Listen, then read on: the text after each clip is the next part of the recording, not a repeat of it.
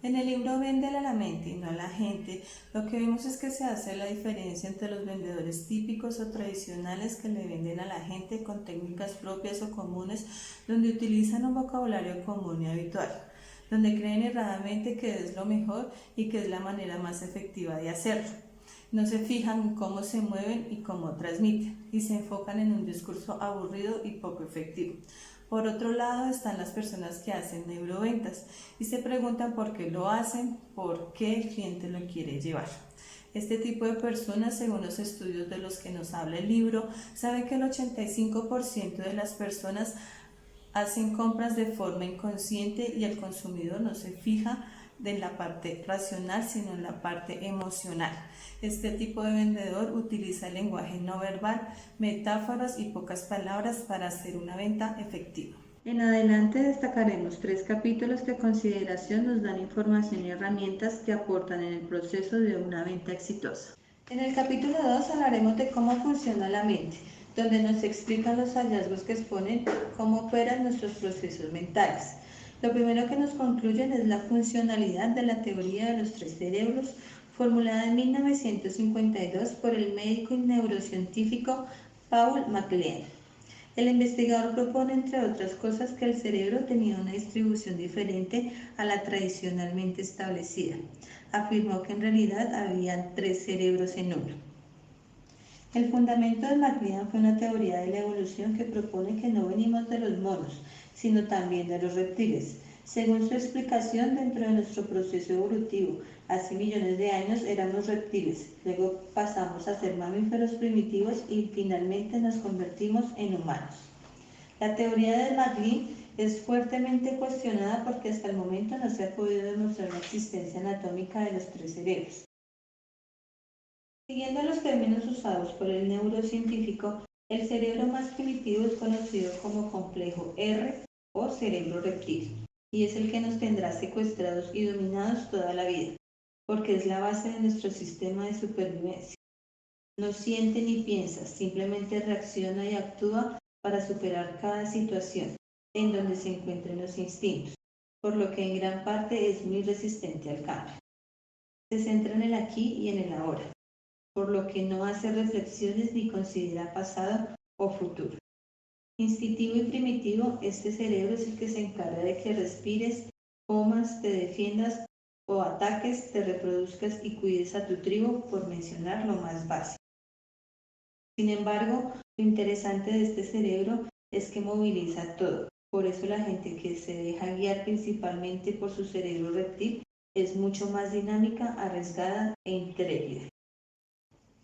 Volviendo a la evolución del cerebro, sabemos que encima del reptil apareció el cerebro límbico. Lo tenemos todos los mamíferos y cuenta con una particularidad: nos hace absolutamente emocionales.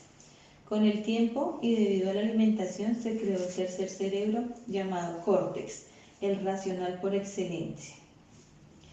Muchos dicen que es el mejor regalo que Dios nos ha dado porque nos vuelve reflexivos y conscientes de nuestra existencia, permitiéndonos hallar nuevas formas de pensamiento y procesamiento de información. El cerebro córtex procesa toda la información de manera lógica y nos hace personas más prácticas, pero también se encuentran muchos de nuestros inhibidores y controladores del comportamiento. Es interesante que el cerebro racional es el único de los 3 que puede generar verbalizaciones, los demás no hablan. Como la principal herramienta de comunicación es el habla, a pesar de que existen otras como el lenguaje corporal y las acciones mismas, inevitablemente siempre vamos a racionalizar lo que decimos. En el capítulo 5 determinaremos tips de neuroventas para vender mejor. Tip número 1. Vender a la mente, no a la gente. ¿Qué significa esto? La gente no tiene la menor idea de lo que quiere comprar. Un gran vendedor le tiene que decir a la gente qué le conviene y plantearle los 3 escenarios emocionales para que decida con su pequeña racionalidad. Tip número 2. Usa los ojos y el cuerpo para comunicar. Lo primero que hace el cerebro es detectar los ojos del otro y luego seguir su mirada.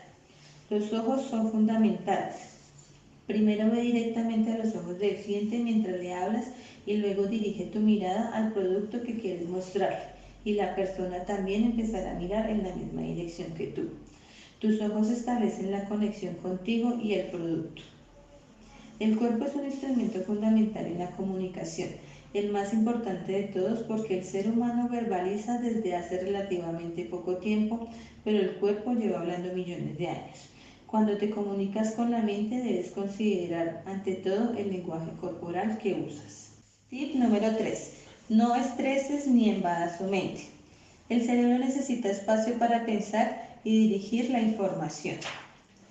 Tip número 4. Pídele que toque, sienta e interactúe. Es fascinante hacer que la gente interactúe con los productos y ver cómo se van enamorando de ellos. La gente tiene que manipular el carro, la bicicleta, el bolso o lo que sea que quiera comprar. Tip número 5. Genera comparativos y contrastes para la mente.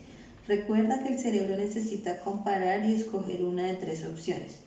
Curiosamente, a la mente humana le gusta el contraste. El cerebro no puede tomar una decisión con una sola opción.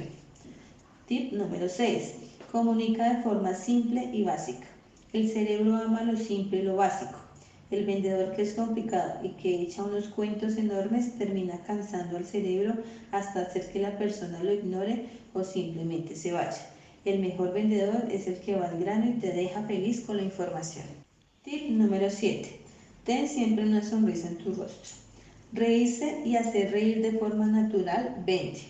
La sonrisa y el buen humor generan un nivel de oxigenación superior y hacen que la gente se relaje, se conecte contigo y como consecuencia compre más. Si tú sonríes, el cliente lo hará y cuando los dos se rían, probablemente se van a hacer grandes negocios.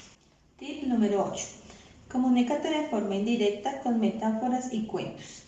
El cerebro no piensa en palabras ni números, el cerebro piensa en metáforas y a la medida que tú puedas construir historias para explicar por qué un carro o un sofá o una joya es mejor que la otra, entonces vas a lograr cautivar a la gente. Capítulo número 8.